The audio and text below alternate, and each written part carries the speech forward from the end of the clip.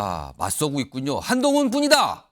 아니 무슨 소리입니까? 뭐 새 김주애냐? 이거 북한에 또 비유하는 목소리가 나왔나 보네요. 오늘 의원총회에서 여당 의원들이 저런 설전을 벌였다. 이게 뭐 기사로 쏟아지고 있는 상황입니다. 지금도요. 자, 그럼요. 오늘 의원들의 설전 이 얘기를 하기 전에 지금 권한대행하고 있지 않습니까? 윤재호 국민의힘 원내대표 비대위원장과 관련해서 질문을 좀 오늘 많이 받았죠. 꺼내놓은 얘기가 있습니다. 들어보시죠. 어떤 구체적으로 비공개 의총이니까 의원님들의 발언 내용에 대해서는 언급하지 않겠습니다. 국민들 눈높이에 맞고 또 국민이 공감할 수 있고 선거를 앞두고 있는 이 중요한 시점에 총선 승리를 위해서 우리 당을 이끌 수 있는 능력이나 실력을 갖춘 분, 그 기준에 대부분 공감해 주셨고, 지금 이 시점에서 그 개인에 대한 평가를 할 수는 없습니다. 전체적으로 여론을 수렴하고 있고 사람에 대해서도 여러 가지 평가들을 듣고 있습니다. 평가들을 듣고 있습니다. 의견이 다양하고요. 그리고 비공개니까 뭐 일일이 다 설명하는 건 적합하지 않고요. 그러나 기자들이 가만히 있겠습니까? 비공개 의총이지만 무슨 얘기에 오갔는지 끊임없이 취재와 질문이 들어갔죠. 그리고 나왔습니다. 그리고 의원들이 의총 끝난 이후에 이런저런 얘기를 좀 꺼내놨어요. 일단 그 목소리부터 좀 들어보겠습니다. 한동훈 장관이 맞네. 그 참신하고 뭐 지지도 높으니까 하자. 아직 검증이 안 됐다. 뭐 이런 거지. 뭐 미래와 또 무슨 뭘 위해서 뭐 또 한동훈 장관 같은 분을 모셔야 된다 이런 얘기도 상당수 있고 그랬어요. 한동훈 장관 얘기가 좀 다수 의견이 아니 있습니다. 다수는 아니에요. 의원님들께서 한동훈 장관 얘기가 좀 많이 나왔다 하시던데. 네, 많이 나왔어요. 안에서 한동훈 장관 이름 많이 나왔다고 하던데요. 안 해요? 많이 나오진 건 아니지. 뭐죠? 한동훈 장관 얘기 많이 나온 겁니까? 많이 안 나온 겁니까? 물론 이 많다라는 게 너무 주관적이라서 누구한테는 많이 들리고 누구한테는 요만큼 들리고 그럴 수 있지만 말이 너무 다르네요. 또 많은지 적은지 아무튼 여러 가지 반응들이 있었는데 이런 가운데 오늘 의총 상황 목소리는 없지만 기자들 귀에는 들린 설명을 들은 내용들이 있습니다. 화면 보시죠. 자, 특정 의원들이 이렇게 얘기했다고 알려지죠. 여기 보면 김성원 의원은 위기 뚫고 나갈 분은 한동훈뿐이다. 삼고 처리해야 된다. 그러자 김웅 의원은 아니 뭐 새 김주에 올리려는 것 같은데요. 이러다가 이거 일 납니다. 지금 무슨 소리 하는 겁니까 지금. 이렇게 또 약간 다른 의견. 다음 하나 더 보죠. 이런 말도 오갔습니다. 지성호 의원은 전 국민적 지지받을 유력한 인물 바로 한동훈 장관뿐이다. 그러자 이용호 의원은 정치 경험 없잖아요. 그런 사람 안 되는데요. 그리고 허사는 위험, 수습 안 돼. 뭐 이런 얘기. 찬반이 좀 맞섰다는 거죠. 근데 정확하게는 찬성이 많았는지 반대가 많았는지 요거는 아직 확인이 안 됩니다. 자, 이 얘기 좀 해보죠. 오늘 여당 소속이신 패널 두 분 나왔는데요. 아무래도 그 여당 쪽 얘기를 좀 들어봐야겠는데 윤희석 국민의힘 대변인 요즘에 바쁘시죠? 대변인 역할 그냥 다 맡으시냐고 지금 바쁘신데 한동훈 비대위원장 요 가능성이나 이거 어떻게 좀 평가해야 됩니까? 어떤 의견 갖고 계세요? 방금 그 소개하신 의원분들의 의견에 다 담겨져 있다고 봅니다. 국민적 지지를 받고 있고 관심도 많이 가기 때문에 예. 비대위원장으로 내세워서 당의 혁신과 변화의 모습을 보여주자 예. 이런 분이 있는 반면에 한동훈 장관이 아직 정치 경험이 없기 때문에 비대위원장 맡는 것은 부적절하다 이런 의견도 있고요. 또 한편으로는 한동훈 장관과 뭐 윤석열 대통령의 이 색깔이 같은 거 아니냐. 그래서 좀 북한의 예를 들어서 김주애 빗댄 분도 있는데 어쨌든 이제 의견들은 다를 수 있으니까 그 총의를 모아서 어느 분으로 이 하나로 모으는 과정, 예. 그 과정이 이제 아직 더 남아 있다고 봐야 되겠죠. 오늘 의원총회는 안 들어가셨죠? 들어가셨습니까? 저는 의원이 아니기 때문에. 그래도 들으신 건 있을 거 아닙니까? 지금 저도 이제 보도 내용 이외에는 특별히 들은 건 없고 다만 지금 이거죠. 한동훈 장관 얘기가 많이 나왔느냐 이걸 봐야 돼요. 예. 한동훈 장관 찬성하는 게 많으냐 이게 아니라 논의를 100개를 했으면 상당히 가장 많은 부분을 한동훈 장관에 대한 찬반 얘기를 했다. 제일 많이 거론됐다 이름이. 예, 그렇게 봐야 되겠죠. 지금 국민의힘 대변인이시니까 한동훈 장관이 괜찮을까요? 적합할까요? 이건 답하기가 좀 어렵습니까? 아니 물어보시면 답하겠습니다. 그럼 적합성에 대해서는 어떻게 보십니까? 충분히 가능한 얘기라고 봅니다. 그런데 한동훈 장관이 비대위원장을 맡기 위해서는 현직 장관이고 후임이 아직 임명이 안 됐다. 즉 개각도 안 된 상태에서 예. 개각 명단이 예를 들어 다음 주에 뭐 개각이 예정돼 있다고 하는데 예. 그 개각 명단에 한동훈 장관이 들어가야 그 다음부터 논의라도 할 수 있는 게 아닌가 해서 순서가 좀 잘못된 게 아닌가 하는 생각이 먼저 들고. 너무 좀 빠른 거 아닌가 지금 저 얘기를 꺼내는 그렇죠. 건 왜냐하면 현직 장관이 후임도 안 정해져 있는 상태에서 당에 차출되는 모습은 예. 자칫하면 국정을 좀 소홀히 한다는 인상을 줄 수 있잖아요. 예. 그런 부분에 대한 세심한 배려는 필요하다고 생각합니다. 이상희 교수님, 지금 사실은 네. 한동훈 장관 질문인데 지금 현직 장관이에요. 아직 후임자 그렇죠. 뭐 인선 대상인지 교체 대상인지도 아직은 100% 정해진 게 아니잖아요. 네. 그런 상황에서 한동훈 장관 비대위원장에 적합하다는 주장이 나오는 건데 그래서 비대위 지금 굉장히 빠르게 지금 꾸려야 되는 거 아닙니까? 시급한 상황이죠. 빨리 꾸려서 이거 전열을 정비해야 되는 근데 상황입니다. 한동훈 장관 얘기가 나오는 게 그거하고 맞습니까? 조금 전에 좀 인터뷰 내용들도 많이 나왔습니다만 우선적으로 우리가 판단해야 될 문제는 한동훈 장관에 대한 흥행적 요소가 크긴 크구나. 이걸 우선적으로 짐작을 할 수 있을 것 같아요. 흥행적 요소와 그 상징적 요소가 적게 되면 이야기 자체가 안 되겠죠. 그러나 의총에서 상당한 격론이 오고 갔다. 그리고 여기에서 뭐 찬반은 아니더라도 예. 많이 논의가 됐다라는 그 자체만 하더라도 한동훈 장관의 어떤 상징성이나 영향성 이건 뭐 좀 인정이 된다. 이렇게 일차적으로 이렇게 봐야 될 것 같고 중요한 건 이렇습니다. 비대위원장이 정말로 비상한 상황에서 리더십을 발휘해야 되는 그런 사람 자리 아니겠습니까? 그러면 여기 이제 하이리스크 하이리틀이 될 수가 있어요. 한동훈 장관 같은 경우에.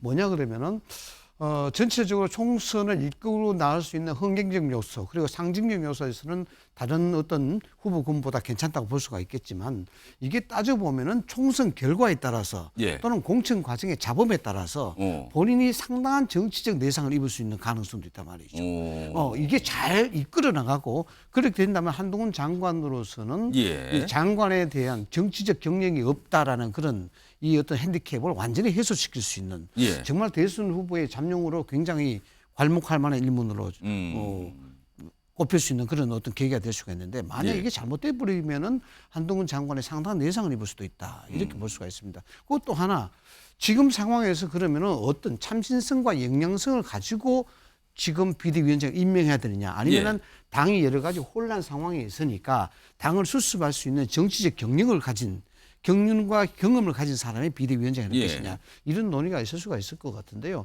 저는 사실상 어떤 참신성과 그 상징성 그리고 대중적 영향성이 선거에 임박한 상황에서 비대위원장으로서는 적합한 그런 적합 요소가 아닌가 이렇게 봅니다. 두 분 말씀 들으니까 살짝 찬성 쪽이 살짝 가신 것 같은 분위기가 있어요. 근데 그럼 제3자적 입장에서 김성환 평론가 한동훈 장관이 만약에 비대위원장이 됐다는 가정을 좀 해보겠습니다.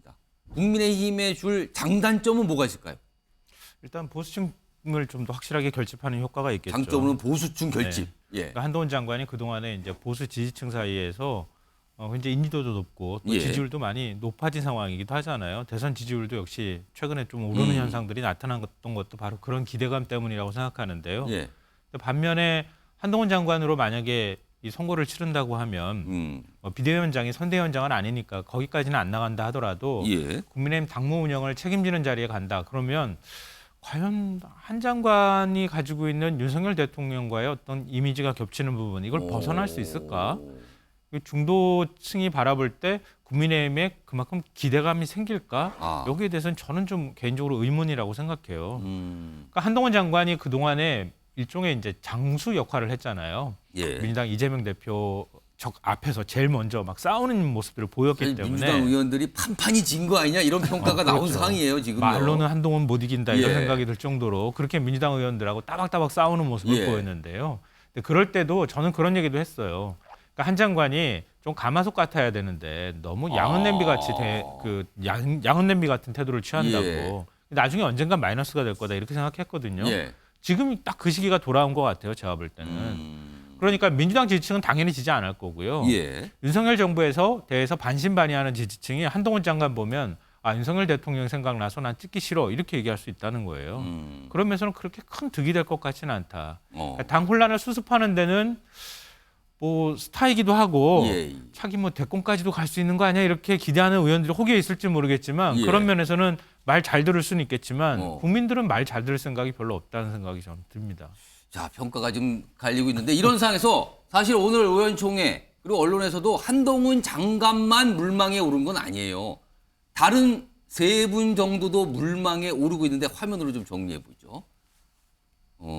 시청자 여러분께서도 좀 익숙하실 거예요. 인요한 전 혁신위원장, 원희룡 장관도 있고요. 김한길 전 국민통합위원장. 저기 보시면 각각의 장점, 당점이 좀 있거든요. 일단 보시면 인요한 전 위원장은 최근에 사실은 상대적으로 여론의 지지가 좀 있어요. 여론의 어떤 호의적인 반응을 좀 보였거든요. 그래서 중도 확장성. 근데 정치 경험은 없고 혁신위 과정에서 좀 설화가 있었죠. 구설에 좀 오른 경험. 그리고 원희룡 장관은요. 정치 경험 많다. 그리고 최근에 본인 희생한다 발언 반복하잖아요. 근데 지금 역시 마찬가지로 현직 장관이에요. 지금. 아직 옷을 벗은 게 아닙니다. 그리고 김한길 위원장은 윤석열 대통령의 신임이 각별하다고 지금 정치권엔 파다하죠. 근데 만약에 이게 다른 면에서는 역시 또 윤실 논란을 불러오는 거 아니냐. 그리고 또 민주당 출신이잖아요. 그러니까 국민의힘 내부에서 잘 융화가 될까. 이것도 약간 단점으로 꼽히고 있다. 그러죠. 자, 그럼요. 여기 보면 김한길 위원장, 인요한 전 위원장 관련된 영상이 준비되어 있습니다. 확인해 보겠습니다.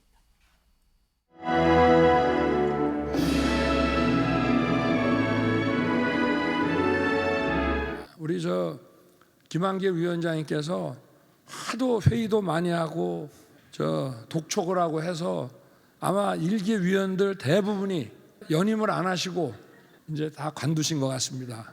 우리나라에 있는 이 위원회 중에서 가장 열심히 일한 위원회가 아닌가 그래 생각을 하고 있습니다. 우리 모두 한번 우리 김한길 위원장님과 위원님들께 박수 한번.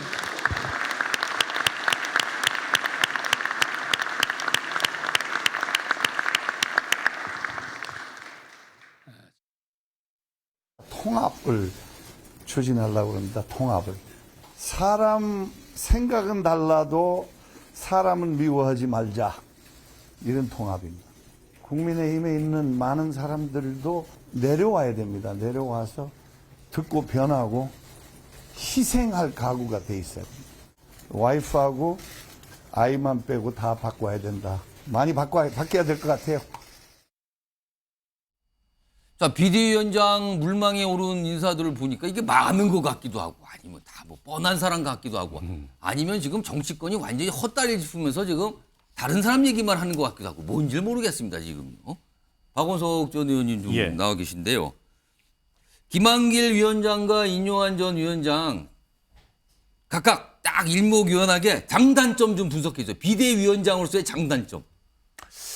일단 김한길 위원장 같은 경우에 예. 정치 경험이 굉장히 많으시잖아요. 그리고 상대 진영의 당대표를 지내셨고 예. 또 선거에 각별한 어떤 이제 전략기획 능력이 있다 이렇게 알려져 있어요. 당도 많이 만드셨죠, 이분은. 때문에 이제 안정감이 있을 수 있는데 예. 이제 한 가지 단점이라면 당내 저항이 클 겁니다. 지금 이제 국민의힘의 의석 구성상 영남 의원들이 다수잖아요. 예. 영남 의원들 입장에서는 이게 국민의힘의 정체성하고 안 맞는 분이다. 이런 얘기가 당장에 나올 거고 더 깊은 속내는 이제 본인들의 이제 공천 가능성 이런 것들이 흔들릴 수 있기 때문에 그런 차원에서 당내의 이 여론이 만만치 않을 것 같고요. 또 하나는 보수 정당에서 정치를 해본 적은 없어요. 저분이 이제 중도적인 이미지가 있기는 한데 예. 그래서 보수 정당의 특성이나 이런 거를 김한길 위원장이 얼마나 이해하고 계실까. 대통령한테 개인적으로 정무적 조언을 하는 것과는 좀 다르거든요. 당대표가 되는 거기 때문에. 그런 점에서 아직 검증이 덜 된 부분이 있다. 그러나 예. 확실히 경륜과 확장성만은 있는 분이다. 이런 생각이 들고요. 예. 인요한 위원장은 일종의 파격이죠.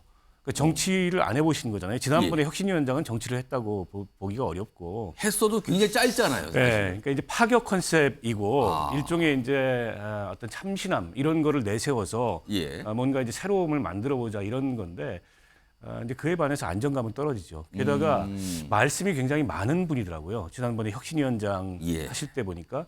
근데 말이 많으면 말실수를 하게 돼 있습니다. 예. 특히 이제 정치 경험이 짧은 분일수록 예. 그러니까 인요한 위원장도 구설이 몇 가지가 있었지 않습니까? 특히 뭐 이준석 대표를 두고 예, 예. 뭐 도덕이 없다부터 시작해서 뭐 아버지 거론하고 예. 이제 그런 게 만약 선거 중에 한 번만이라도 터져 나오면 그걸로 선거가 끝날 수가 있어요. 과거에 그런 전례들이 예. 있습니다. 뭐 노인 폄하 발언도 있었고 예. 그런 면에서 굉장히 리스크가 있는 선택이고 마찬가지로 당내 여론이 흔쾌할까? 인요한 위원장에 대해서 혁신위원장 정도를 맡아서 뭔가 이게 좀 혁신적인 면모를 보여주고 호감을 주는 건 좋은데 예. 이건 당대표잖아요. 그 차원이 다른 문제라고 봅니다. 그런 면에서 좀 검증이 안 된 분이 아닌가 싶어요. 이뇨한 전 위원장은 지금 말씀이 많다는데 제가 인터뷰도 좀 해봤는데 다변인 건 많습니다. 다변. 설명을 굉장히 많이 해요. 많이 아주. 그런 거는 뭐 많은 분들이 공감하실 것 같고요. 자, 아까 세 명의 인물 물망에 오른다는데 그 사진 좀 다시 한번 불러올까요? 여기 보면 가운데 계신 분 얘기가 좀 빠졌죠. 원희룡 장관. 한동훈 장관과 마찬가지로 아직 현직 장관이에요. 아직까지는 지금. 그리고 장단점도 저렇게 적혀 있는데 원희룡 장관은 다른 분들과 달리 본인이 굉장히 뭔가를 하고 싶어 합니다. 근데 그 하고 싶어 하는 대상에는 비대위원장도 있는 것 같아요. 오늘 그 얘기를 좀 했습니다. 들어보시죠. 저는 저를 희생하는 역할까지 포함해가지고 무엇이든지 해야 된다는 책임감을 느끼고 있다. 그러니까 그 자세를 가지고 앞으로 어떤 일을 하든지 임해 나갈 거고요. 저는 뭐 주어지는 역할이 뭐 특정한 무엇을 떠나서 무엇이든지 간에 이런 반성과 변화에 저 자신부터 몸을 던질 생각입니다. 유석 대변인? 네. 원희룡 장관은 확실히 비대위원장을 하고 싶어 하는 걸로 들립니까 지금? 네, 그렇게 보입니다. 제안형을 받아들이실 걸로 보여요. 지금 보니까 다른 분들은 그런 질문을 받을 때 이런 얘기를 적합하지 않습니다. 제가 아직 장관인데 왜 이런 걸 질문하십니까? 이런 반응인데 각오돼 있습니다. 어떤 거든 할 이거잖아요 지금. 그렇죠. 왜냐하면 지난번 개각 명단에 포함돼서 후임자가 곧 인사청문회를 앞두고 있기 때문에 예. 당에 돌아오는 게 예정이 돼 있잖아요. 그렇습니다. 그러니까 당에서 어떤 역할을 맡긴다고 하면 당연히 기꺼이 맡을 각오가 돼 있다는 그런 의사를 밝히는 게 맞겠죠. 말씀하신 이 네 분 중에 이제 세 분 얘기했고요. 예.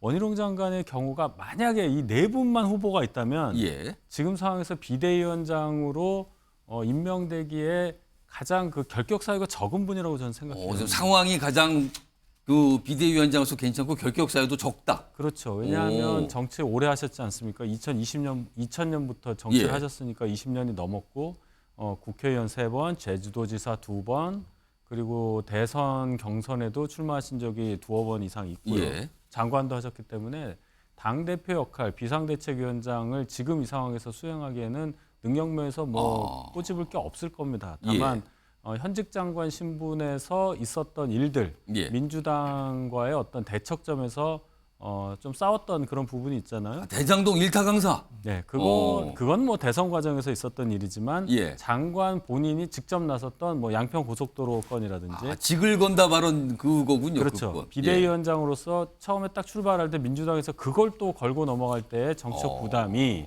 비대위원장으로 출발할 때 걸림돌이 될 수도 있지 않냐 하는 시각도 있을 수 있고 예. 또 아직도 현직 장관이라는 거 아직 안 끝났다. 그 인사청문회가 안 끝나서 예. 후임이 임명이 안 된 상황에서 완전히 그 직을 벗지 못한 상태라는 거는 예. 좀 고려할 부분이 있다. 그러나 현 상태에서 이 네 분 중에는 가장 결격 사유가 적은 분으로 저는 평가하고 싶습니다. 조건으로 따진다면 가장 접근하고 있다 이렇게 보시는 건데 모르겠습니다. 지금은 몰라요.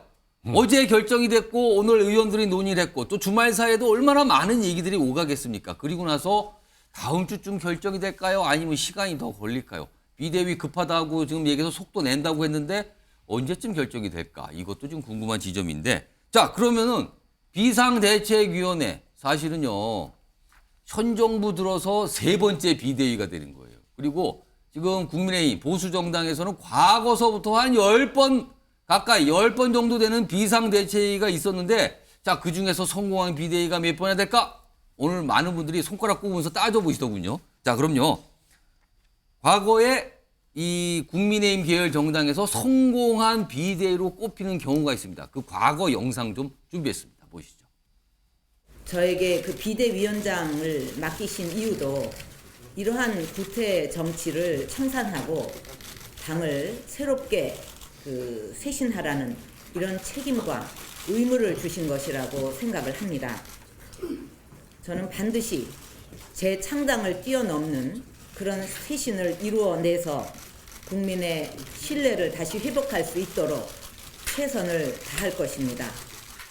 권력자의 진심 어린 성찰을 마냥 기대할 수는 없는 형편에서 그 시대를 대표하여 제가 이렇게 무릎을 꿇습니다.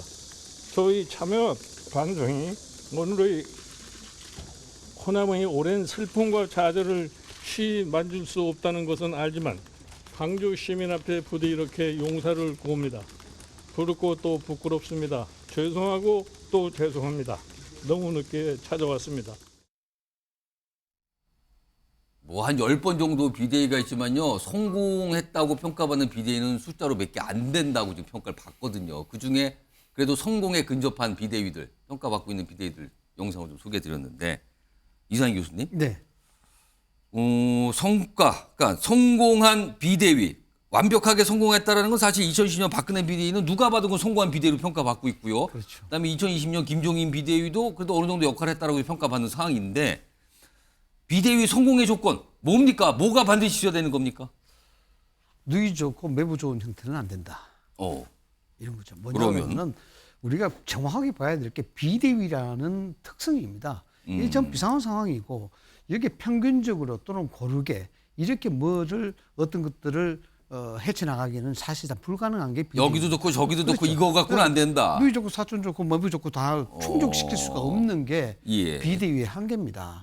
그래서 그런 부분들을 일종의 표현이 어떨지는 모르겠습니다만 제로섬에 가까운 파장이 있어야 비대위는 성공한다. 그럼 누군가는 반드시 피해를 보게 돼 있다 이 뜻입니까? 네, 앵커에서 지적했다시피 박근혜 비대위가 성공했던 이유 자체가 저는 뭐 사실상 거기에 이해 당사자이기도 하고 피해를 봤던 사람이기도 합니다만 전체적으로 친위 세력들이 공천 학살이라는 얘기가 나올 정도로 사실상 거의 뭐 전멸하다시피 했습니다. 그래서 그 후로 친박과 친위 이 갈등 상황이 굉장히 뭐 더 심화되는 그런 현상도 있었습니다만 어쨌든 그 당시 시대적 환경이 요구하는 바대로 그대로 부응을 한다. 그것이 결국 어느 정도 고르게 평등하게 원활하게 아우르면서 갈 수 없는 그런 것들이 비대위의 한계이기 때문에 이번 어떤 비대위도 그러한 시대적 분위기에 부응할 수밖에 없는 그런 한계를 가지고 있다. 그럼 그 의미는 곧 주류 교체 이런 쪽을 지금 설명하시는 겁니까? 주류 교체는 이미 좀 시작이 됐다고 봐야 되는 것이고요. 뭐 그 범위가 어디까지 갈지는 모르겠습니다만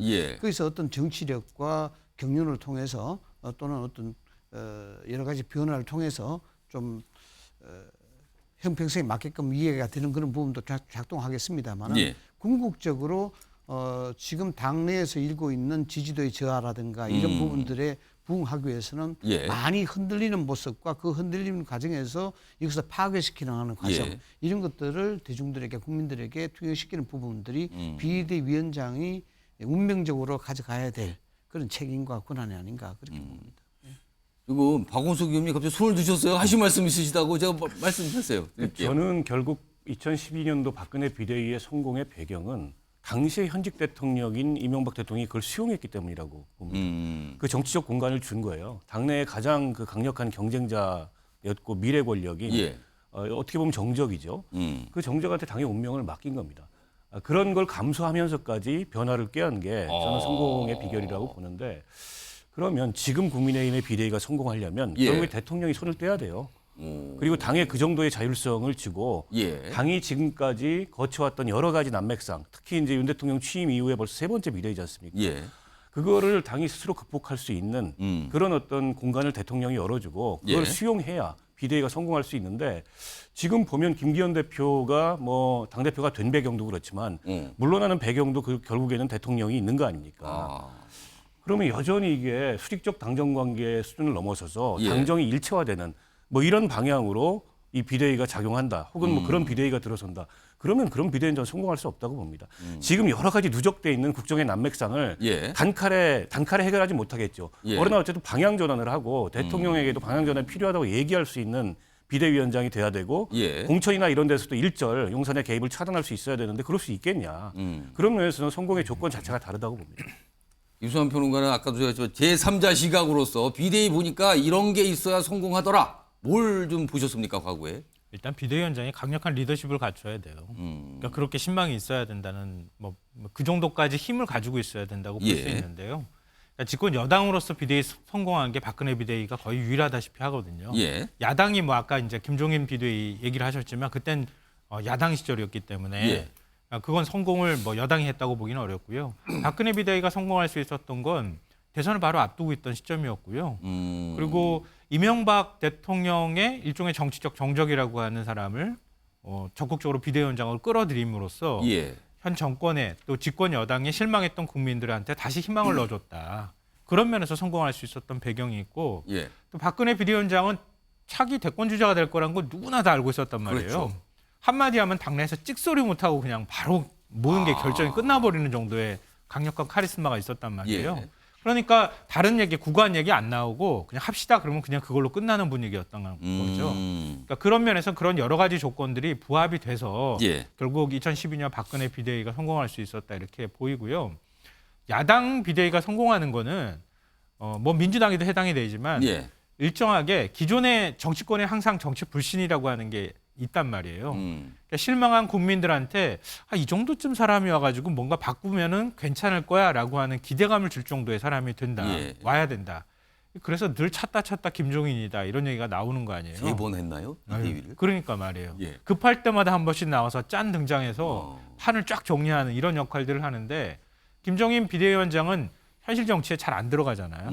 뒤에 물러나 있다가 탁 하고 나타나서 거기에 대해서 다른 소리 하면은 그냥 툭 하고 잘라버리고 근데 이런 모습이 나타나야 그 정도쯤 돼야 성공할 수 있는데 지금 국민의힘 비대위는 제가 볼 때 그 정도 인물은 안 보이는 것 같은데요. 그러니까 지금 한동훈 뭐 비대위원장으로 되겠습니까? 현직 장관이기도 하고 다른 인사들도 그 정도 리더십이나 카리스마를 갖춘 것 같지는 않아요. 그러니까 결국은 대통령이 손을 대더라도 문제, 손을 떼더라도 문제 이런 상황이 지금 봉착해 있는 거 아닌가 그런 생각이 듭니다. 자, 비대위원장 얘기가 지금 또 나왔습니다. 이게 가끔씩 나오는데 지금 국민의힘 내부에서는 좀 너무 자주 나오는 것 같아요. 비대위원장 누가 하죠? 이 얘기를. 벌써 이제 3번째 비대니까 이런 질문이 좀 나오고 있습니다.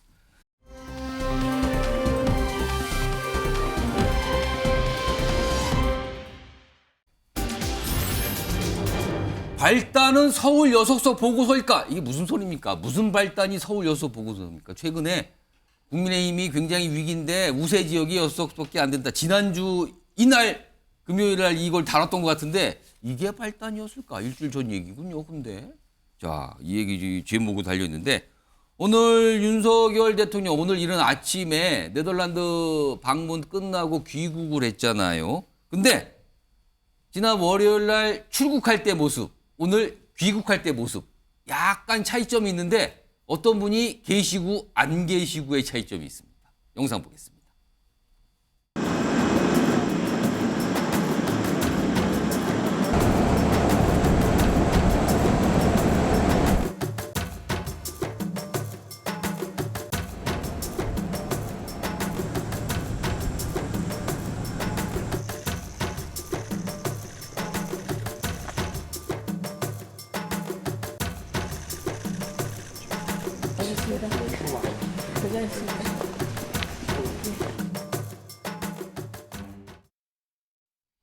자, 두 가지 영상 아시겠죠? 누가 빠졌는지. 김기현 전 대표 얘기죠. 사진 좀 보겠습니다. 사진 보시면 더 명확히 드러납니다. 지난 11일 출국 당시 김기현 대표, 윤석열 대통령 환송했죠? 저렇게 반갑게. 두 손으로 윤석열 대통령이 두 손으로 딱 이렇게 손을 대는 모습까지 있었는데 오늘 귀국 때는 빠졌습니다. 없습니다. 그리고 윤재옥 대행이 대신 나왔죠. 그러면서 수고했다 이런 얘기를 수고하셨습니다라는 얘기를 했다고 또 전해지고 있는 상황입니다. 참 짧은 일주일도 안 됐어요. 근데 그 사이 참 많은 변화가 있었군요. 자, 그런데 시간을 좀 거슬러 올라가 보겠습니다. 당대표가 됐을 무렵, 그 이후 무렵 윤석열 대통령과 김기현 대표 뭐 일각에서는 찰떡궁합, 윤심, 긴심 뭐 이런 얘기가 나왔거든요. 그 모습 좀 확인해 보겠습니다.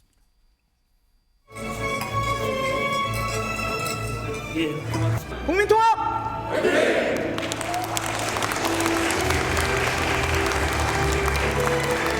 대통령과 자주 만납니다. 그래서 어떤 때는 만나면 뭐 한 3시간씩도 얘기하고요. 그냥 주제를 가지고서 막 이렇게 하는 게 아니고 그냥 프리토킹을 합니다. 뭐 이런 얘기 저런 얘기 여러 가지 얘기들을 많이 나누는데 제가 겪은 대통령 중에 가장 소통이 잘 되고 소탈하고 자, 저런 모습이었거든요. 그러나 지금은 전 당대표를 떠났고요. 그리고 윤석열 대통령과 그 사이에 여러 가지 뭔가 좀 뭐랄까요. 의견이 안 맞았을까? 아니면 뭐가 삐그덕거릴까? 이런 얘기 있었다는 게 끊임없이 지금 보도를 통해서 나오고 있잖아요. 그래서 많은 분들이 궁금한 지점 중에 하나가 자, 그럼 언제부터 무슨 일로 이런 상황까지 이르게 된 건가? 이런 질문들이 나오는데 이와 관련해서 살짝 뭔가 비추신 분들의 목소리가 있거든요. 들어보겠습니다. 분위기가 그렇게 갔죠. 그리고 당내에서 뭐 초선 의원들 중심으로 또 김기현 대표 이 체제를 계속 가야 한다는 의견에 대한 또 어떤 뭐 여러 가지 기사들도 나오고 하는 그런 분위기. 그리고 결정적으로 저희 내부 보고서가 뭐 서울에서 6개 된다 이런 보도가 주말 사이에 있었잖아요. 그게 상당히 그 분위기를 많이 좌우한 느낌이 들어요. 김기현 대표가 어렵고 힘들겠지만 먼저 불출마를 선언해 줬을 때만이 다른 사람들에 대한 연이은 쇄신과 혁신이 가능하다. 이렇게 봤던 것은 대한민국 국민의 여론이고 어떤 한 언론이 이제 말씀 주신 보도는 그 모든 것들을 꼭 대통령실이 찍어내렸지만 그걸 김기현 대표가 거부한 것처럼 비춰지고 있어서 다소 좀 납득이 제 개인적으로는 안 된다는 생각이 들고요. 자, 지금 화면에 등장하신 유석 대변인 오늘 나와 계시거든요. 유석 대변인. 이 질문을 드려야 됩니다. 지금 제가. 네. 이 주제입니다. 지금. 네. 윤석열 대통령과 김기현 전 대표 사실상 지금 굉장히 어려운 관계가 돼버린 거잖아요. 지금요. 뭔가 의견 일치가 안 됐다는 얘기까지 아주 구체적으로 지금 보도가 나오는데 이렇게 이런 관계가 돼버린 결정적인 계기는 뭡니까? 저도 그 두 분과의 사이에 며칠 동안에 있었던 일을 알지를 못하지 않습니까? 전 뒤에 해석을 하는 건데. 예, 해석을 하시면. 일단 잘못된 해석부터 말씀을 드리면 예. 울산 지역구를 지키는 것이 우선시 돼서 대표직을 사퇴했다는 것은 전혀 다른 해석이라 저는 잘못됐다고 김기현 생각해요. 대표가 지역구는 지키고 당대표를 대신 버렸다. 이거는 잘못된 해석이다? 네, 왜냐하면 예. 김기현 대표 제가 이제 쭉 지켜봐 왔지 않습니까? 예. 당대표라는 직을 수행하는 사람이 4선까지 한 마당에서 5선하기 위해서 그 지역구에 천착한다. 그래서 당대표직을 그것을 위해서 버릴 수 있다. 이런 생각한 사람 아무도 없습니다. 김기현 대표 그동안 9개월 동안 당대표직을 수행하면서 늘 총선 승리를 위해서 어떻게 해야 되겠다. 이런 생각만 몰두해 왔단 말이죠. 그래서 그거는 어떻게 되느냐. 제가 라디오에서도 얘기를 했지만은 당 분위기가 갑자기 바뀐 것이 큽니다. 뭐냐면 그동안 혁신위에서 얘기한 것은 김기현 대표를 포함한 지도부나 뭐 중진들에 대해서 불출마라든지 험지 출마를 요구한 거였어요. 그런데 어느 순간에 그 요구가 당 지도부 교체, 즉 김기현 대표 사퇴 여기까지 올라갔어요. 그 이유 중에 하나는 가장 큰 원인이 제가 볼 때 그 보도된 그 보고서 내용. 당이 이대로 가면은 총선 참패가 불보듯 뻔하다.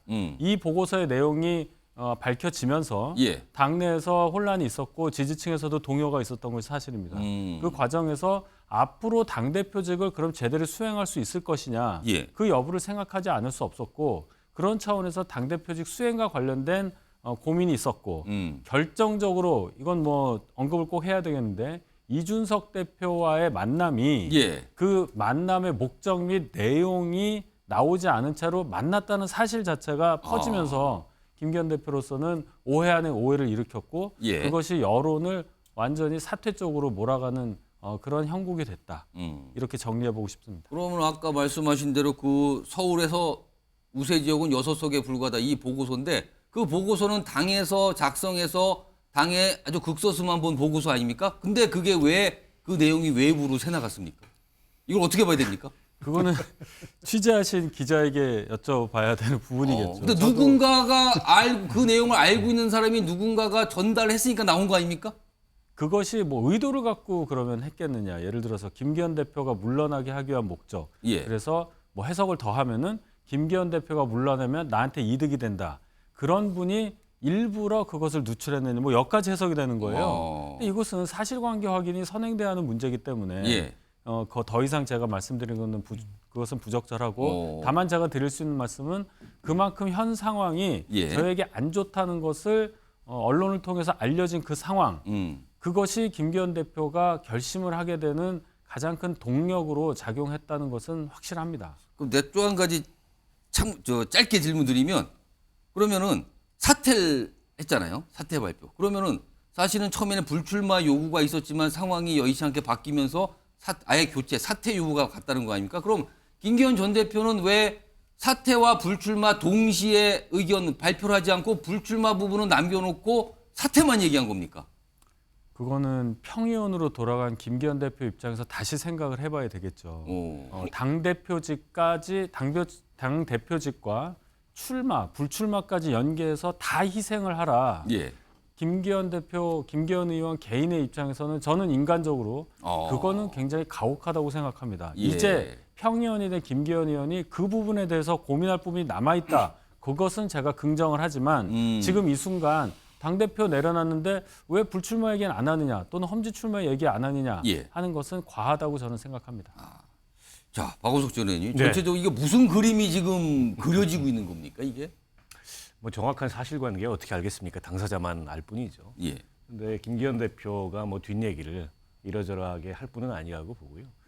근데 저는 개인적으로 이제 타이밍을 여러 차례 놓친 거 아닌가 이런 생각이 드는데. 김기현 전 대표가 뭔가 본인의 결심을 밝힐 타이밍입니까? 아니 그렇죠. 통상의 정치 문법으로 보면 예. 강서 재보궐선거 참패 이후에 김기현 대표가 물러나는 게 맞았다고 봅니다. 당내에 그런 여론도 있었고 예. 물론 김기현 대표가 원했던 선거가 아닐 수 있어요. 예. 그리고 김기현 대표가 뭐 사면한 분도 아니고 예.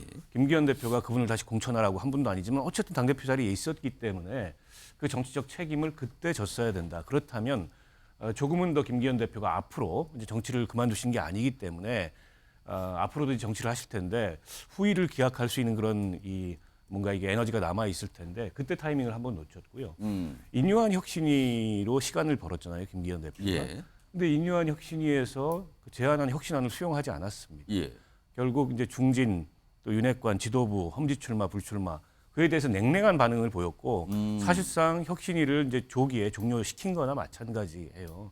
그게 또 하나의 이제 좀 패착이고 결정적으로는 저는 어떤 식으로든지 장제원 의원에게 김기현 대표에게 동시에 시그널이 갔을 거라고 봅니다. 예. 그러니까 윤심이 전달이 됐겠죠. 근데 장제원 의원보다 먼저 했어야죠. 그래야 그게 희생이고 헌신이고 결단이고 늦었다. 이틀 늦었죠, 그러면은. 당대표 위치에서 정치적 책임을 다하는 모습인데 지금은 어떻게 된 거냐면은 장제원 의원한테 떠밀려가지고 이 밀려나듯이 당대표직을 그만둔 거예요. 그렇다 보니까 당대표 그만두는 사람한테 의원직은 그러면 어떻게 할 건데 그 차기 총선은 어떻게 출마할 건데 이 얘기가 당에서 나오면서 저게 무슨 희생이고 헌신이냐 이런 얘기가 나오는 게 결국 저는 이제 본인의 한계고 실책이지만 타이밍을 놓쳤다 이 말씀을 드리고 싶습니다. 타이밍이라는 부분도 뭐 이해는 되긴 합니다만 일단 뭐 지금 나타나는 당내 현상 구도로 보면은 당대표 김기현 당대표의 입장에서는 상당히 참 힘든 상황은 맞을 것 같아요. 그래서 저는 어떤 뭐 정치적인 언어를 통해서 이 상황을 이해하고 설명하기보다는 본인이 당대표로서 느끼는 심리적 부담이 굉장히 크지 않나라는 그런 생각이 좀 들어요. 예. 뭐 타이밍에 관한 얘기도 될 수 있겠습니다만 이미 강서구 구청장 선거에서부터 전해주는 어떤 그런 뭐 부담감, 압박감 이런 것들도 있고 더군다나 뭐 서울 지역의 6개 지역을 빼고는 전부 당선이 안 된다는 보고서까지 유출된 상황이고 여기에 따라서 실질적으로 퇴진설까지 나오는 그런 상황 이런 부분에 있어서는 당대표 입장에서 책임을 느낄 수밖에 없는 그런 어떤 현상들이 지금 주변에 절비하고 있다.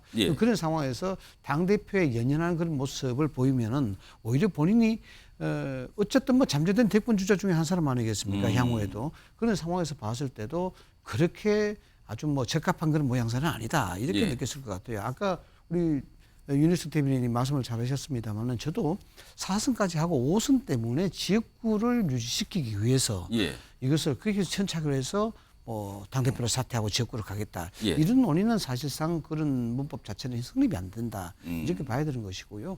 뭐 저는 오히려 걱정스러운 게 국민의힘 주변, 당 주변이나 용산 주변으로 흘러나오는 여러 가지 썰들, 뭐 예를 들어서 6개 지역 외에 뭐 보고서가 유출이 된다든가 또는 뭐 대통령이 경로했다든가. 그러니까 뭐 불출마 얘기를 꺼냈는데 그걸 그것이 아니고 사퇴가 돼서 뭐 경로했다든가. 그렇죠. 이런 얘기들이 사실 확인 없이 일종의 유언비어처럼 이렇게 유포되는 이런 부분들은 상당히 지금 총선을 앞둔 상황에서 당의 혼란과 갈등을 수습해야 되는 그런 당의 입장에서는 굉장히 좀 안 좋은 시그널 같다라는 그런 생각이 좀 듭니다.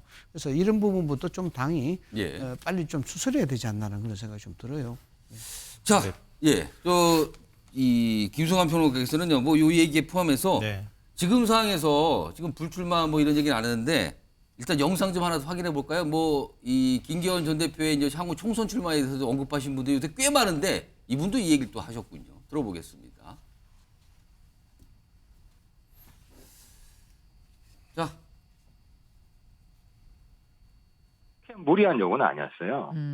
불출마 정도는. 그렇게 무리한 요구가 아닌데 뭐 다수가 소리를 내는 거는 누가 배워 있지 않으면 어려운 거죠. 제가 결과적으로 선당후사 정신 높이 평가한다고 이야기는 했는데 왜냐하면 대표직을 사퇴했기 때문에. 근데 이제 그 과정에서 김기현 대표 개인이 먼저였지 않나. 개인이 먼저였지 않나.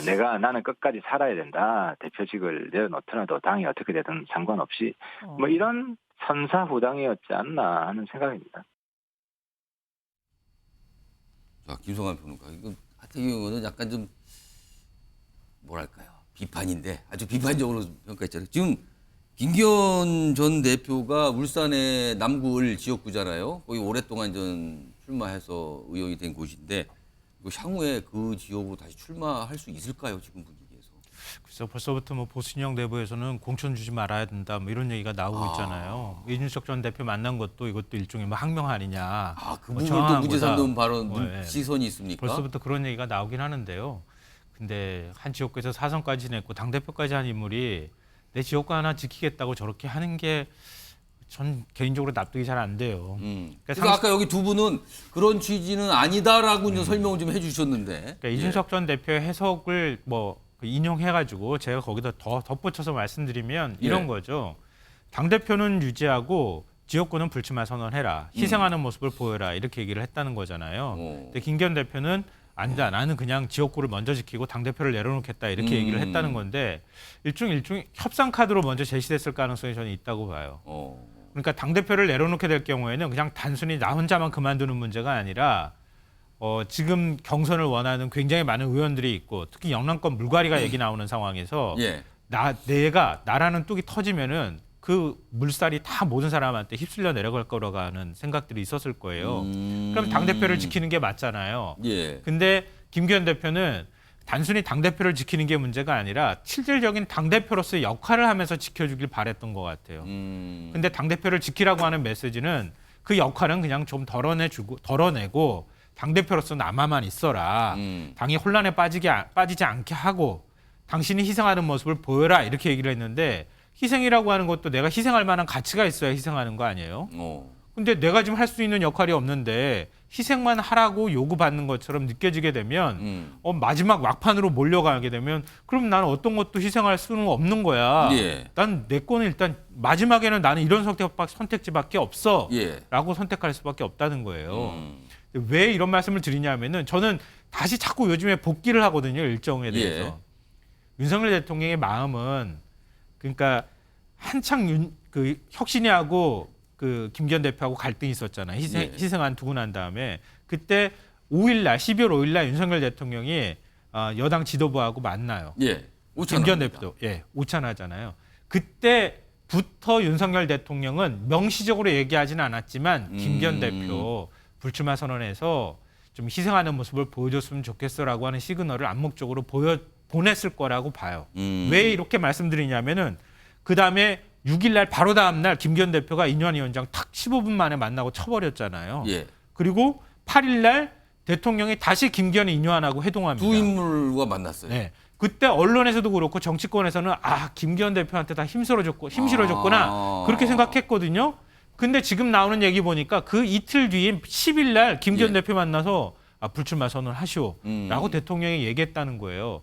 그 이틀 사이에 대통령의 마음이 완전히 확 바뀌었을까요? 그건 아니었을 거라고 봐요. 그 전부터 대통령의 사인은 계속 들어갔을 가능성이 있다. 근데 김기현 대표가 대통령 말을 안 들은 거죠. 그래서 11일 날 네덜란드 출국할 때 김기현 대표한테 결국 대통령이 대통령실에서도 압박이 가해지고 뭐 하는데 거기에 대해서 따르지 않은 거죠.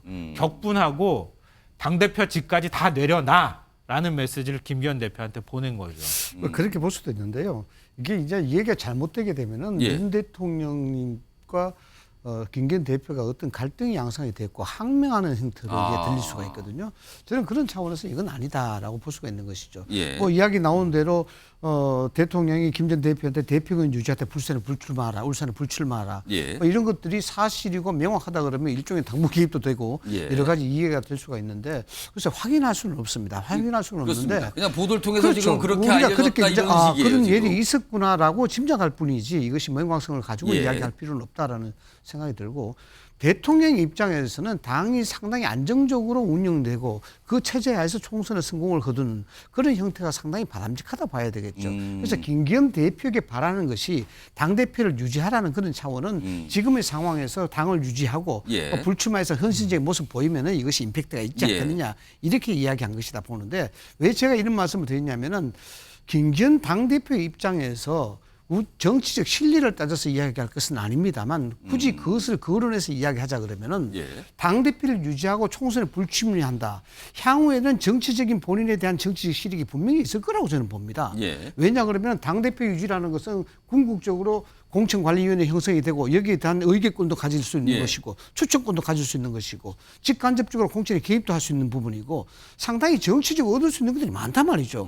그런데 굳이 이것을 거부하고 여기서 항명하고 지역구를 택한다. 이게 논리가 성립이 안 된다는 것이죠. 그래서 제가 아까 말씀드린 것이 아마도 보건대 강서구에서부터 지금 시작된 여러 가지 정치적인 사건들, 소위 김기현 사태라고 이야기할 것까지도 와버렸는데 예. 그런 데서 느껴오는 정신적인 어떤 심리적 부담감, 정치적인 리스크에 대한 불안감 이런 것들이 작용했었지 않나라고 저는 생각합니다. 자, 앞서서 김기현 대표가 당대표직을 사퇴하기 전에 먼저 어떻게 보면 뭐랄까요? 먼저 실천 또는 뭐 일각에서는 먼저 선수를 친 거 아니냐? 장제원 의원 얘기인데요. 불출마 선언했잖아요. 오늘 의정보고회 형식의 행사가 있었다 그러는데 여기서 뭔가 얘기를 합니다. 어떤 모습이 있었다 그럽니다.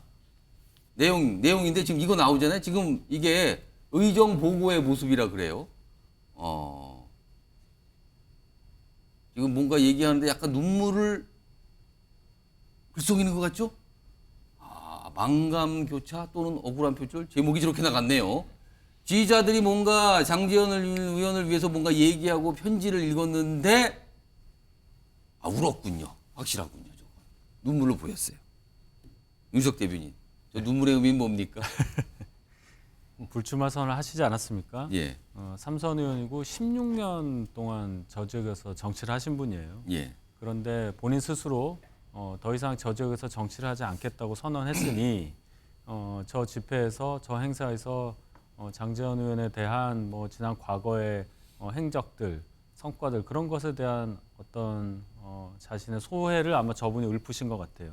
그럼 그걸 들으면 얼마나 감정이 북받치겠습니까? 약간 울컥한 거예요. 그럼? 울컥할 수밖에 없는 거고 그러면 여러 가지 생각이 들 겁니다. 윤 대통령 대통령으로 당선시키는 과정에서 여러 가지 일들 또 그 이후 당선 이후에 있었던 여러 가지 일들 다 생각이 나겠죠. 예. 저것은 뭐 누구라도 저 경우라면 예. 저럴 수밖에 없는 상황이다 이렇게 봅니다. 자, 지금 여당 상황을 차례대로 두 가지 큰 주제를 나눠서 전해드렸는데 기본적으로 보면 굉장히 지금 뭔가 좀 어수선하면서도 심각하고 뭐 때로는 어떤 인물들은 굉장히 비장한 모습도 보이고 뭐 이런 거예요. 굉장히 묵직하고 진지하고 심각하고 약간 이런 상태로 가고 있는데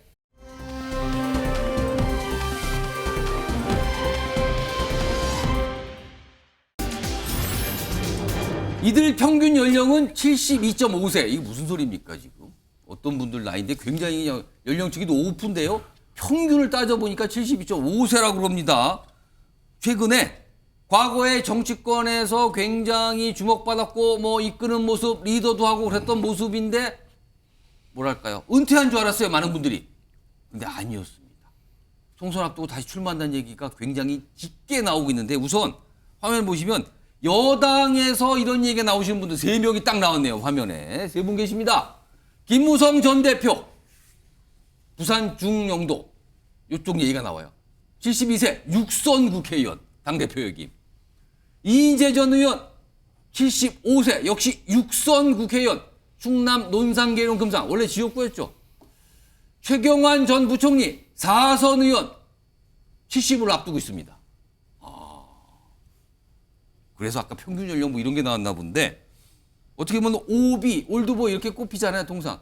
근데 다시 이번 총선 때 거의 출마한다로 나오고 있어요, 지금 분위기가. 이분들 모습 영상으로 준비한 게 있습니다. 보시죠. 우리 새누리당의 목표는 분명합니다.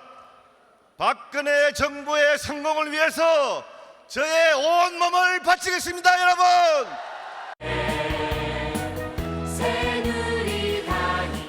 우리에게는 오직 승리만이 있을 뿐입니다.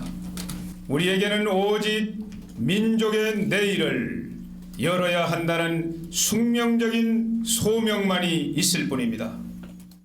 이번 전당대회에 저는 출마하지 않겠습니다. 제가 죽어야 정권 재창출이 이루어진다면 골백번이라도 고쳐 죽겠습니다. 자, 지금 세 분은 여권 인사잖아요. 야권에서도 비슷한 모습이 있습니다. 일단 화면부터 보시죠. 여기도 3명 등장하네요. 박지원 전 국정원장 81살 4선입니다. 전남 해남완도 진도 여기에 지금 선거운동 뭐 출마 준비하고 아주 바쁘다 그러죠. 소문 많이 들립니다. 정동영 전 장관 70입니다. 4선입니다. 전북 전주 원래 지역구 아닙니까 거기? 다시 지금 도전한다는 얘기 나오고 있죠. 천정배 전 장관 70을 바라보죠. 6선입니다. 광주에 출마한다는 얘기 지금 나오고 있어요. 이 세 분 영상도 준비되어 있습니다. 확인해 보시죠. 우리는 이러한 승리를 정권교체, 새로운 대한민국 건설로 보답해야 합니다. 저 정동영에게 10년 만에 저에게 기회를 주셨습니다. 저에게 다시 못 올 기회를 주셨습니다. 다시 한번 저의 정치 생명을 걸고 위기를 돌파하여 승리의 역사를 만들겠습니다.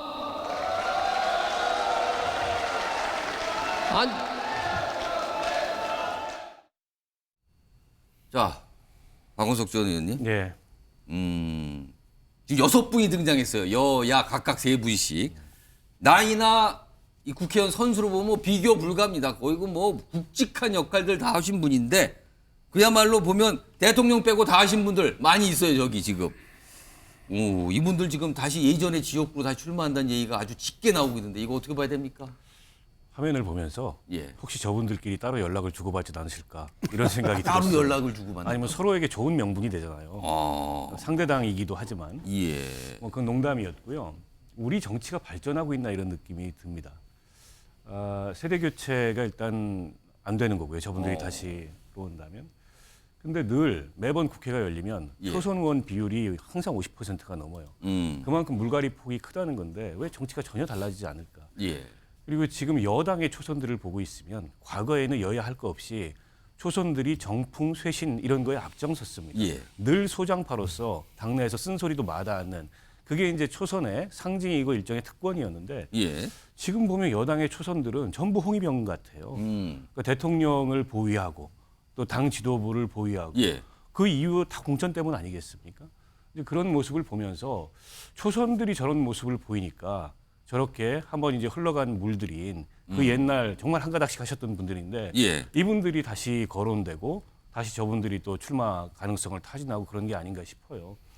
저분들 중에 상당수는 공천을 받으면 당선이 되실 거예요.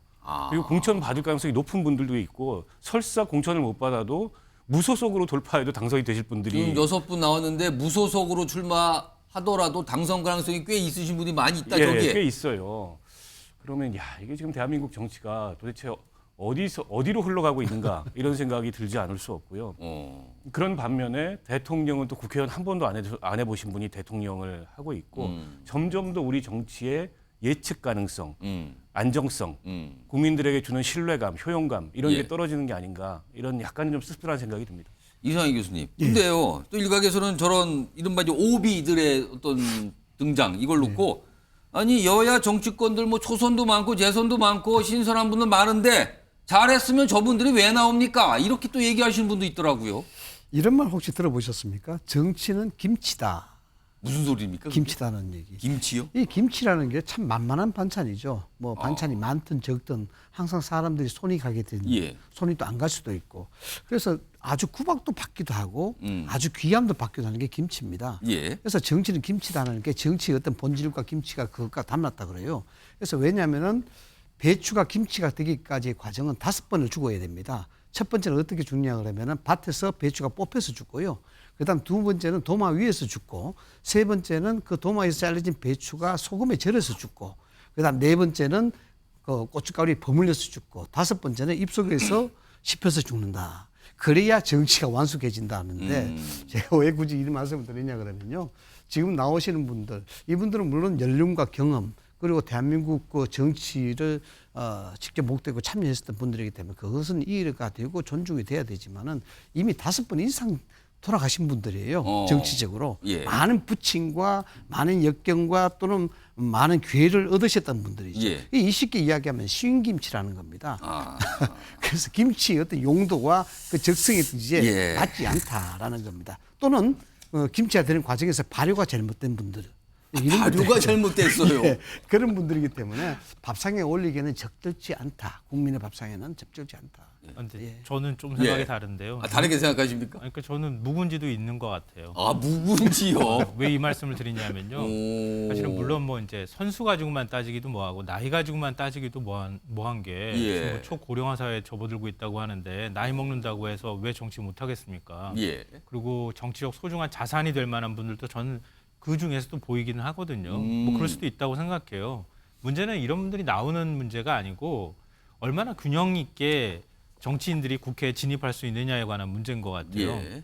그러니까 진짜 이렇게 오래 정치를 해서 진짜 묵은지처럼 당의 중심이 돼주는 사람도 일부 있고, 그리고 그렇지 않고 그 뒤에서 허리 역할을 해주는 사람도 있고, 예. 정치 신인도 많이 들어가고, 이게 균형이 맞아야 되는데 매번 선거만 앞두고 나면 무조건 다 나가, 막 그냥 다 몰아내, 그냥 확 그냥 물갈이해. 이것만 가지고 승부를 내게 된다는 거예요. 이건 좀 바뀌었으면 좋겠어요, 저는 진짜. 일단 한 절반은 갈리죠. 그러니까요. 그러니까 이유도 모르고 그냥 막 물갈이처럼 내다버려지는 거란 말이에요. 그러니까 아마 제가 볼 땐 영남권 의원이나 지금 민주당 안에서도 그런 불만 가지고 있는 의원들이 꽤 많을 거라고 생각하거든요. 뭐 이른바 586이라고 불린다고 무조건 다 나가. 그러면 지금 586 세대가 지금 60대 이상의 지금 베이비붐 세대인데 예. 다 가버려. 이렇게 얘기하는 거랑 다름없이 들릴 수도 있잖아요. 그러니까 잘 옥석 가리게 하면서 혁신하는 모습을 그동안에 못 보여줬으면 어떻게 혁신하는 모습을 보여줄 거냐. 예. 이런 것들을 당연히 한꺼번에 같이 좀 고민했으면 좋겠다는 생각이 들어요. 그냥 막 쇼하듯이 몇 명 그냥 확 내보내고 불출마 선언하면 예. 아 우리 당은 변했어요. 이렇게 또 잠깐 쇼하는 척하다가 그냥 선거 이기면 언제 그랬냐는 듯이 싹 바뀌는 예. 이런 건 조금 달라져야 되지 않을까 싶어요. 자칫 이야기되면은 이게 노인 폄하 또는 어리순 폄하로 이래 확산될 수가 있는데요. 제가 말씀을 드린 이유는 예. 경륜과 정치적 경험 이 부분은 사실 존중이 돼야 되죠. 우리 정치사에 보면은 이런 원로들이라든가 경험이 많은 정치인들이 사실상 그에 대한 경험을 피력할 수 있고 행사할 수 있는 그런 제도적 장치가 사실 굉장히 없습니다. 제가 이야기하는 굳이 입법권 국회의라는 권력을 가지고 할 필요가 있겠느냐라는 그런 부분을 애둘러서 말씀을 드린 것이고, 또 옛날에는 뭐 국가 원로 자문회의도 있었습니다만 예. 정치 이유로 없어졌습니다만 이분들이 가지고 있는 경력과 경륜들은 충분히 당과 정치사에 사용할 수 있는 그런 부분이 되는 것이죠. 다만 이제 여러 가지 많은 기회가 얻었음에도 불구하고 다른 분들도 많이 있죠. 여기에 지금 화면에 나오는 분들 말고도 예. 그런 분들이 필요하다 그러면 언제든지 우리가 정치에 활용을 해야 되고 또 국민의 대표가 돼야 되겠죠. 예. 윤석 대변인은 국민의힘에서 저 아까 여권 인사로 꼽힌 세 분이 출마하는 게 당에는 어떤 영향을 준다고 보십니까? 의석수 확보하는 거에는 뭐 도움을 줄 수도 있겠죠. 어떤 면에서 보면 아까 말씀하신 대로 무소속으로 나가도 될 만한 영향력을 가질 수 있는 본인들이니까. 근데 저는 기본적으로 의석수 문제가 아니라 객관적으로 시각을 갖고 계신 국민들의 마음에는 어떻게 비춰질까를 생각해 봤습니다. 공직이라는 것, 특히 이 선출직 공직자들의 그 자리는 영원한 게 아니라 어차피 지나가는 거 아니겠습니까? 누구의 소유도 아니고 정해진 임기가 정해져 있고 또 늘 평가를 정기적으로 받아야 하는 자리인데 예. 오랫동안 한다는 것이 잘해서 할 수도 있겠지만 오래 하면서 구축된 본인만의 기득권을 또 원동력 삼아서 계속 지킬 수도 있는 것이거든요. 거기에서 그 부분에 대해서 자기 객관화가 돼 있느냐, 예. 그 부분을 국민들께서 지켜보실 것이다. 저는 그렇게 봅니다. 자, 뭐 올드보이의 역할은 과연 무엇인가? 여전히 현역 있는 게 맞는가? 아닌가? 뭐 이런 논쟁이죠, 지금요. 뭐 기사로 아마 앞으로도 많이 달라질 것 같습니다.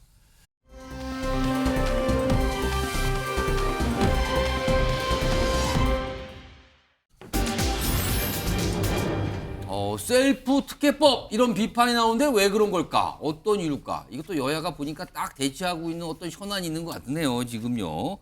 자, 어제 상황인데요. 국회 한 상임위원회에서 어떤 법안 처리를 놓고 여야가 대치하고 있었어요. 결국에는 민주당의 뜻대로 처리는 됐는데 그 이후에 여러 가지 뒷말도 나오고 반발도 있고 왜 그러냐는 또 반응도 있고 뭐 그렇습니다. 들어보시죠. 뭐 이한열, 박종철, 전태일 이런 분들 우리가 반대하지 않았어요.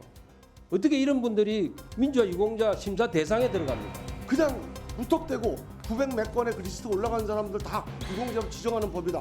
이런 허위 사실을 도대체 언제까지 이렇게 얘기를 할 거예요. 이 법안 좀 보세요, 법안을. 이 민주화 유공자법은 정말 이렇게 처리가 된다면 대한민국의 방향성과 가치를 완전히 뒤집는 반헌법적 법률입니다.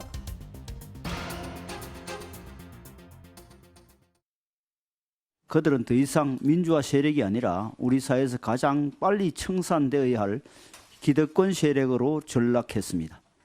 우리 국민의힘은 민주화 운동의 참된 정신을 훼손하며 586 운동권의 기득권을 법으로 못 박아두려는 민주유공자법을 단호히 저지할 것입니다. 아, 그러니까 민주화 유공자법이라는 게 지금 민주당 주도로 추진 중인데 어제 상임위를 통과한 거잖아요. 그럼 좀 더 법사위 본회의 가면 법으로 될 수 있거든요. 근데 이걸 가지고 격돌하는데 화면 좀 보겠습니다. 여야가 의견이 완전히 다릅니다. 더불어민주당이 일단 주장하고 있잖아요. 이걸 추진하고 민주화 역사에 큰 역할을 한 여기 이름 있어. 전태일 나오죠. 전태일, 박종철, 이한 열사 등등등 예우할 수 있는 법. 그러니까 민주화 운동 과정에서 어떤 피해나 어떤 희생을 당하신 분들, 이분들을 위해서 뭔가 해줘야 됩니다. 이거거든요, 골자가. 근데 국민의힘은 아니 민주화 유공자법, 운동권 세력들이 대대손손 기득권 누리려 만든 운동권 특혜 상속법이다. 반발하고 있어요, 지금요. 이게 좀 맞서는 상황입니다. 근데 이제 민주당이 다수당이니까 법안 처리를 강행을 한 거죠, 어제. 윤석 대변인. 네. 국민의힘에서는 지금 어떤 점을 문제 삼고 있는 겁니까? 그러니까 핵심은 저 법안에서 혜택을 받을 수 있는 대상, 예. 그 대상이 누구냐를 알 수 없다는 거예요. 아, 공개를 안 합니까? 그럼 예. 대상을? 이게 뭐냐면 민주화 보상법이라는 게 있어요. 예. 거기 대상에 민주화 인사로 그 등록된 예. 정의가 된 분이 9,844명이라고 하는데 그 민주화 중에서 보상법은 지금 있는 거고요. 있죠. 예. 그 안에서 829명을 대상으로 한다고 해요. 숫자가 나와 있는데 이분들은 다치거나 민주화 운동 과정에서 목숨을 잃었거나 또는 행방불명이 된 분들. 예. 그분들이 829명이라고 정의가 돼 있고. 그럼 그분들은 이미 민주화 보상법에 적용 대상이 됐는데, 그 중에서도 약간 다치거나 뭐 여러 가지 그런 일이 있으신 분이 한 900명 가까이 된다는 거죠. 그분들 본인 또는 가족에게 의료 또는 양로 지원을 해주자. 이게 이 법의 혜택을 골자예요. 주자라는 법안인 거군요. 좋습니다. 좋은데 누군지를 모르는 거예요. 어떤 분이냐 이 829명이 그렇게 되면 예를 들어서 우리나라가 이제 자유민주주의 체제인데 이 체제에 반대해서 큰 논란과 사고를 일으킨 분들까지도 여기에 들어갈 수가 있다는 거예요. 예를 들어서 89년에 동의대에서 있었던 전경 5명 구출하려다가 시위하시는 분들이 화염병을 던져서 경찰 7명이 사망한 적이 있어요. 그분들도 이 안에 포함될 수 있다는 거예요.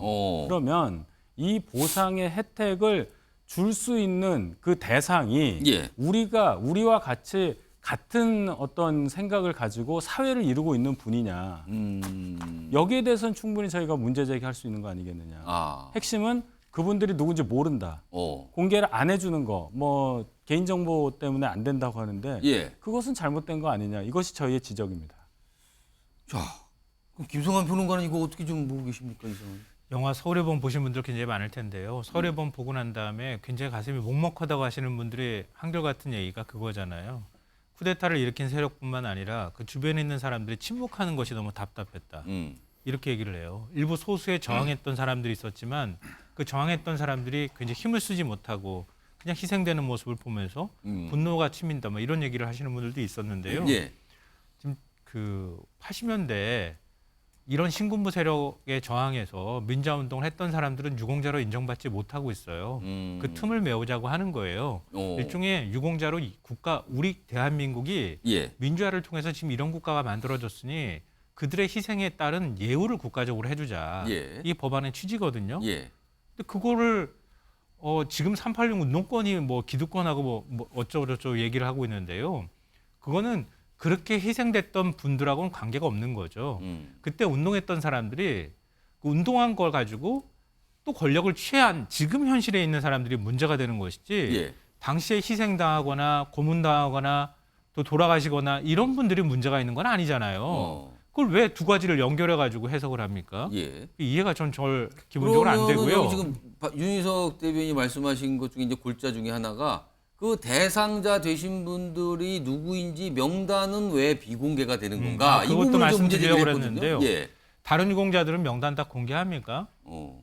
그 명단 공개하라고 소송도 많이 냈잖아요. 올팔 유공자들도 명단 공개하라고 법원에서 공개하면 안 된다고 얘기를 했잖아요. 그거 가지고 왜 시비 삼는지 모르겠고요. 지금 보훈부에서 그러니까 지금 과거에 그런 논란들이 있었잖아요. 저도 알고 있습니다. 뭐 동의서사 사태나 이런 얘기들을 했었고 예. 10차례나 법안이 폐기되고 재발이 되고 이런 과정들이 있었는데요. 예. 그러면 그 형법하고 국가보안법에 적용되는 사람들을 일단 빼도록 했고 이번 법안 알기로는 제가 예. 그리고 보훈부에서 다른 유공자들처럼 심사를 하도록 돼 있어요. 그럼 만약에 그렇게까지 이렇게 유공자로 예우하기 싫다고 그러고 민주당이 처리하면 나중에 뭐 거부한다고 얘기는 하지만 진짜 문제된다고 하면 윤석열 정부 보훈부에서 심사하면 되잖아요. 뺄 거 있으면 빼면 되잖아요. 문제가 되면. 이 않습니까? 문제가 나오게 되면 예. 항상 논쟁을 할 수가 있는데 뭐 이런 겁니다. 실제적으로 진보와 보수를 다 떠나서 전태일, 박종철, 이한열을 부정하는 사람이 어떻겠습니까? 여기에 대부분 민주화에 기여 있는 그런 사람으로 이야기를 하는 겁니다. 예. 문제는요 이런 겁니다. 어떤 현상에 대해서 그와 관련된 법을 만든다는 것은 그 역사적 사실에서 정의를 한다는 의미가 있는 것입니다. 예. 이 법도 마찬가지입니다. 그 안에 들어가는 사람만이 민주화 유공자로서 역사적 정의가 되어 있다라고 이야기를 할 수 있는 것입니다. 예. 그래서 그 법을 만드는 것은 굉장히 중요하게 다뤄져야 될 문제지요. 그래서 이런 겁니다. 민주화 운동, 민주화 보상, 민주화 유공자 당연히 예우가 돼야 되겠죠. 그러나 이 법을 제정하는 과정 가운데서 누구는 민주화 운동을 했는 사람이고 누구는 민주화 했는 운동을 하지 않았는 사람이냐라는 어떤 판단의 가치 기준은 굉장한 토의를 통해서 합의를 통해서 이루어져야 된다는 것이죠. 예. 그래서 이런 것들은 법이 통과되고 상임위로 올라가는 그 자체도 여야가 협의가 안 된 상태에서 기본적인 질서가 안 됐다. 예. 기본적 합의가 안 됐다는 그런 것이고요. 이렇게 따진다 그러면은 그러면 아스팔트에 나가고 여기에 대해서 뭐 소위 말해서 교도소를 갔다든가 이런 사람만 그 유공자로 봐야 될 것이냐. 이 사실상 대한민국의 민주화에 대한 체제를 만들고 지금까지 지켜온 사람들은 특정한 사람들만 아니고 대한민국 4천만 5천만 국민이 다 포함이 된 겁니다. 저도 사실 아스팔트에 나갔어요. 그럼 그에 대한 그 가치 기준을 누가 해야 될 것이냐. 예. 이 역사적 정의에 대한 문제지 여기에 대해서 우리가 유공자를 이렇게 대우하지 않기 위해서 여기에 대해서 우리가 소위 말해서 딴지를 건다든가 예. 이런 게 아니고 그래도 적어도 법을 만든다는 것은 다시 한번 말씀드립니다만 그게 정의를 하는 것인데 예. 당연히 여와 야가 여기에 대한 이야기를 하고 여기에 대한 가치를 가지고 이야기하고 사회적 함의를 만들어야 예. 되고 이래야 되는 것이다. 그런 측면에서 이런 절차를 한다는 것은 민주를 기리는 법을 비민주적으로 처리하는 것이다. 이렇게 보는 겁니다. 예, 박원석 전 님도 이제 발언기 요청하셨어요. 지금 약간 이거 토론으로 가고 있는데 말씀하시죠.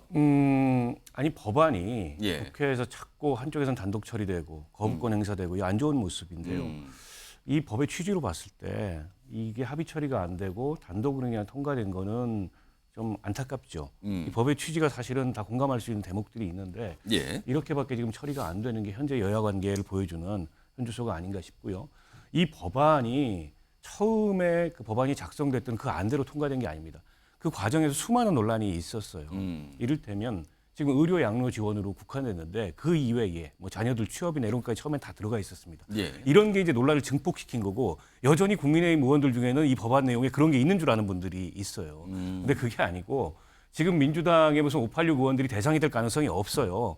숨지거나 다치거나 한 분들을 제한적으로 해서 그분들에 대해서 의료 양료 지원을 하기 때문에 이해 충돌이 발생하는 문제가 아니고 게다가 아까 이제 반사회적인 내지는 반헌법적인 그런 사건에 연루되는 분들도 들어가는 거 아니에요? 저는 그런 오해 가능성도 좀 이 프로에 풀려야 된다고 생각하는데 이 법의 예. 취지에 보면은 반민주적 권위주의 통치의 한거에 헌법이 지향하는 자유민주적 기본질서 확립에 기여한 희생이나 공헌이 명백히 인정돼 사회적 공감대가 형성된 사람 중에 국가보훈부의 심사를 거쳐 예. 유공자 예우를 한다. 그러니까 여러 장치가 있습니다. 그러니까 반헌법적이거나 반사회적인 사건으로 이 관련된 분들은 이 법에 의해서 민주화 유공자가 되기가 어렵고 예. 그조차도 보훈부가 심사를 하기 때문에 이중에 안전장치가 있다. 이 말씀 드리는 거예요. 예, 윤석 대변인. 허점이 많은 말씀이에요. 악마가 디테일에 있는 게 확실해요. 왜냐하면 명단을 모르기 때문에 법률에 구체적으로 규정을 못하는 거예요. 방금 말씀하신 대로 민주화 유공자라고 인정될 수 있는 부분 반헌법적인 거 빼고 뭐 빼고 못 빼고 한다고 하지만 예. 굉장히 추상적인 단어들의 나열이에요. 예를 들어서 아까 89년에 있었던 동의대 사건을 뭘로 정의할 거냐. 거기에 대한 어떤 구체적인 기준을 제시할 수 있겠습니까? 예를 들어서 법안에 그게 들어가요?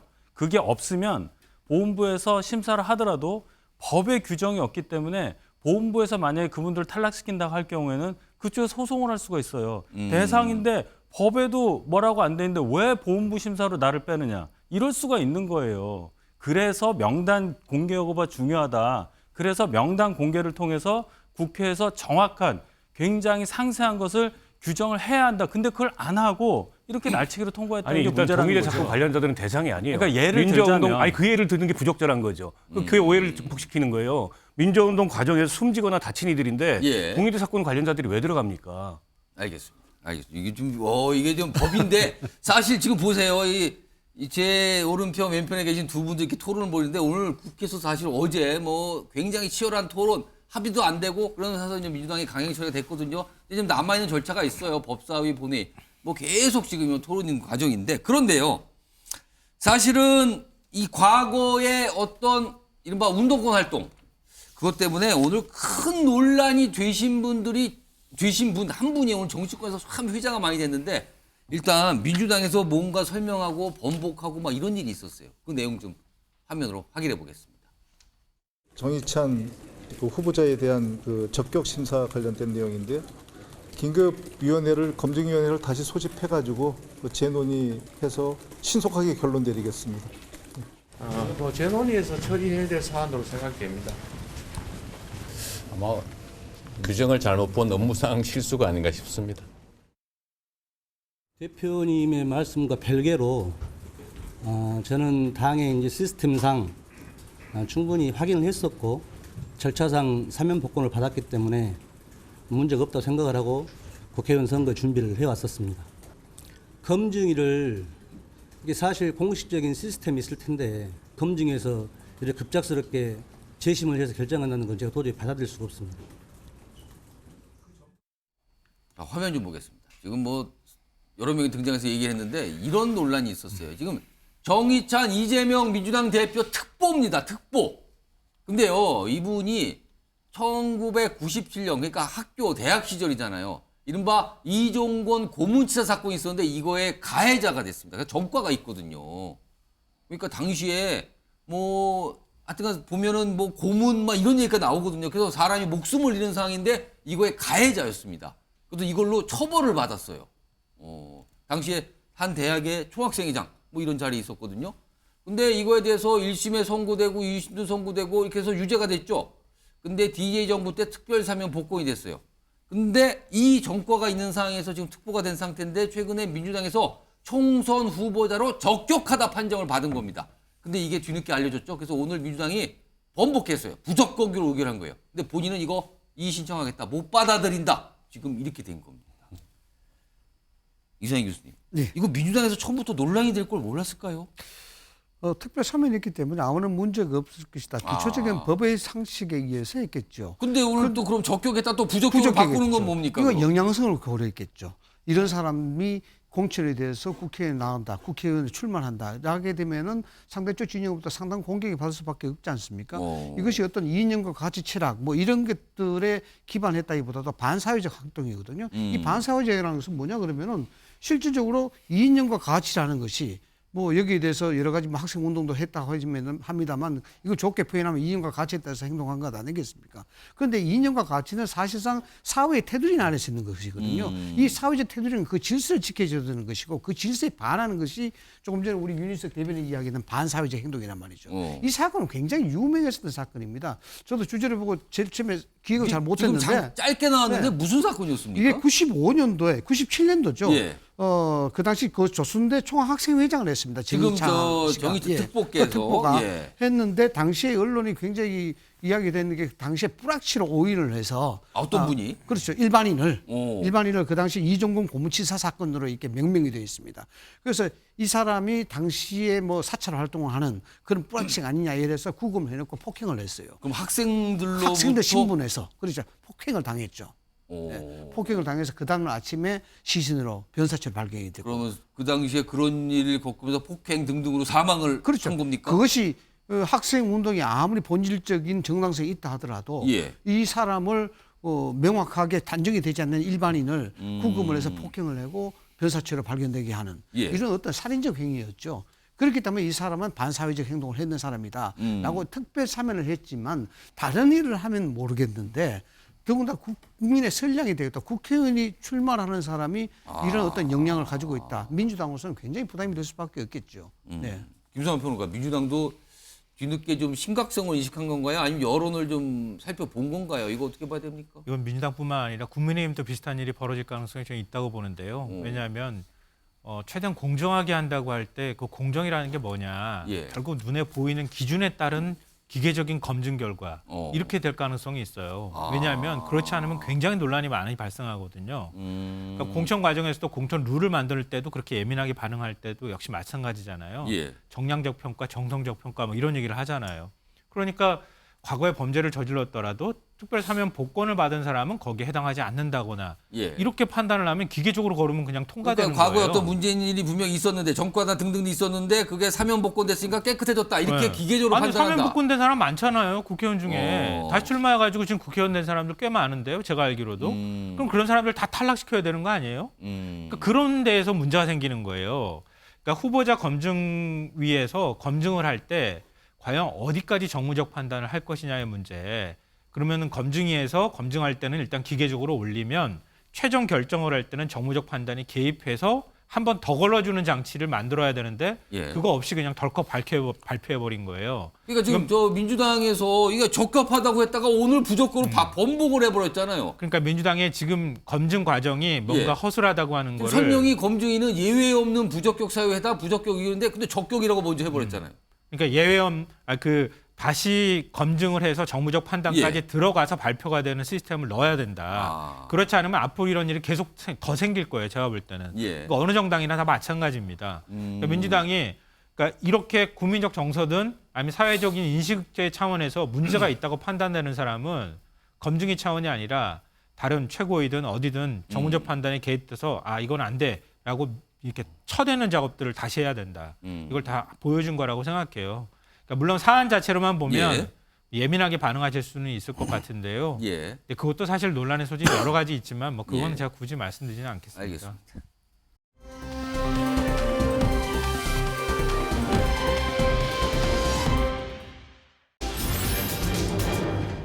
이게 날씨 따라 변하는 다중인격장. 이거 누구 얘기를 저렇게 뭐 날씨가 나빠지면 좀 이상해지고 뭐 이런 뜻입니까? 뭡니까 저게? 저런 얘기가 나왔다 그러는데 이게 민주당과 관련돼서요. 어제입니다. 이른바 이제 친문계 의원들이 많이 참석한 어떤 토론회가 있었는데 여기에서 일단 전해철 의원, 친문계 뭐 대표적인 주자라고 할 수 있죠. 얘기를 좀 합니다. 이 토론회에 앞서서 들어보시죠. 발전에 필요하다면 정당이 기득권을 내려놓아야 되는데 그 기득권을 내려놓는 것을 여전히 못하고 있습니다. 정당은 책임 있게 선거제 개편에 대한 입장과 답을 그리고 해결 방안을 내놓아야 합니다. 뭐 여기까지는 뭐 기득권 뭐 버려야 된다 이런 건 뭐 원칙적인 얘기잖아요. 뭐 이런 얘기인데 여기서 어떤 토론에 발표를 하신 분이 굉장히 강한 얘기를 꺼낸다. 물론 이분은 민주당 의원은 아니에요. 근데 이 토론회가 친문 의원들이 많이 참석하고 친문 의원들이 마련한 자리였거든요. 화면 보겠습니다. 여기 보면 민주주의 4.0 이렇게 나오잖아요. 3주년 토론회 뭐 많이 참석했어요. 친문계 의원들 모임입니다. 다음 보겠습니다. 내용을 좀 보죠.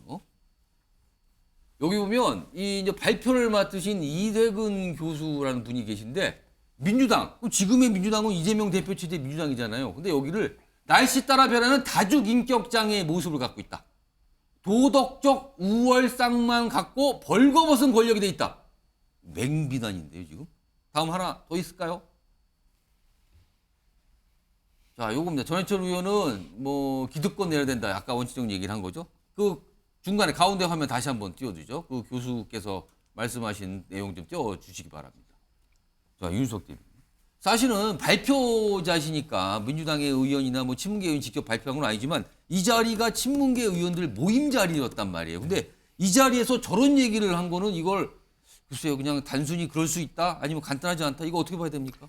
이 문제를 예를 들어 친 이재명계, 뭐 친문계 사이의 어떤 권력 다툼인데 이렇게 볼 수가 없는 것이 지금 민주당이라는 현재 정당의 모습에 대한 정체성, 거기에 대해서 문제 제기를 한 거예요. 지금 이재명 대표 체제의 민주당이 공당의 모습을 보이고 있느냐, 정당 민주주의를 따르고 있느냐, 뭐 이런 얘기를 지금 하는 거잖아요.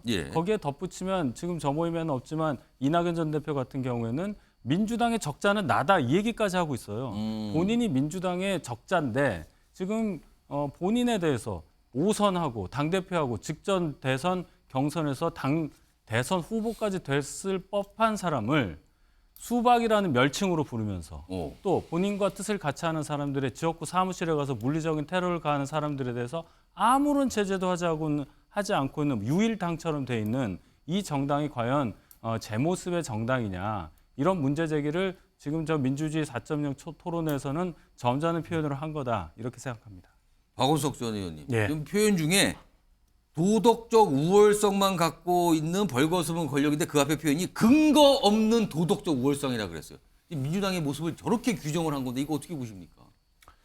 저런 얘기가 나올 만하죠. 과거에는 어쨌든 민주당이 이 보수 정당에 비해서 민주화 운동이라고 하는 그런 과거의 유산과 또 그런 가치에 기반해서 적어도 도덕적 우위가 있다. 이런 평가를 받았는데 어느덧 이제 그런 평가를 받았던 민주당 내에 그런 의원들이 다 이제 기득권이 됐고 이제 대표적으로 민주당 내 586을 기득권으로 지목하는 그런 목소리들이 많잖아요. 이제 그런데다가 이재명 대표가 안고 있는 사법 리스크로 봤을 때 과연 민주당이 과거처럼 도덕적 우위를 내세울 수 있는 정당인가에 대해서 전문가들 차원에서 저런 비판이 나오는 거라고 보고요. 뭐 의도한 친문계의 목소리를 내기 위한 그런 토론회는 아니었지만 결과적으로는 그렇게 해석이 돼요. 왜냐하면 친문계 의원들이 만든 자리에서 저런 얘기가 나와서 소개가 되는 상황이 돼요. 친문계 의원들이 만든 싱크탱크고 그리고 더군다나 이제 총선 공천 어떻게 보면 당으로서는 정당으로서는 가장 민감한 이런 정당 내부의 프로세스를 앞두고서 저런 결집이 일어나니까 결과적으로 정치적 해석은 그렇게 되는 거고. 그러니까 이재명 대표가 지금 어쨌든 당대표로서 역대 그 어떤 당대표보다 더 많은 득표를 받고 대표가 됐고 권력 기반이 공고한 것 같지만 잘 뜯어보면 사실은 민주당 내의 권력 기반이 여전히 이재명 대표가 취약한 면들이 없지 않아 있어요. 취약하다. 이재명 대표가 공천져서 국회의원 된 사람이 한 명도 없습니다. 지금 저 당에는. 현재 의원 중에. 그렇죠. 그러니까 이재명 대표는 이번 총선을 통해서 정말로 자기 세력을 얼마나 이 국회의원으로 당선시켜서 당내에 그런 취약한 리더십을 보완할 건가, 이게 굉장한 관심사이고 과제예요. 그래서 좀 친문 의원들은 약간 그게 반발하는 겁니까, 그럼? 그리고 선거 제도를 병립형으로 돌리려고 하는 현실적인 가장 큰 이해관계가 공천권입니다. 그러니까 자기가 이게 병립형으로 돌리게 되면 온전하게 배지를 달아줄 수 있는 15명의 20명 정도의 의원이 생기는 거잖아요. 그러니까 이재명 대표로서는 포기할 수 없는 그런 유혹이고 뭐 대의를 저버리는 한이 있더라도 그걸 놓기가 어렵다. 그런 면에서 지금 선거제 개혁을 병립형으로 회귀하려는 시도가 있는 게 아닌가 싶고, 선거제를 병립형으로 회귀한다는 건 대국민 약속을 민주당이 스스로 깨는 거고, 지난 대선 때 약속했던. 그런데다가 어쨌든 정치개혁에 역행하는 거잖아요. 스스로 추진했던. 그런 면에서 이게 단지 그냥 뭐 당 안팎에서 욕먹고 끝날 일이 아니고 이게 민주당의 어떤 원심력에 기폭제가 될 수도 있겠다는 생각이에요. 자, 오늘 뭐 여러 가지 약간 토론성 주제 했는데 시간이 벌써 다 지나버렸습니다. 지금.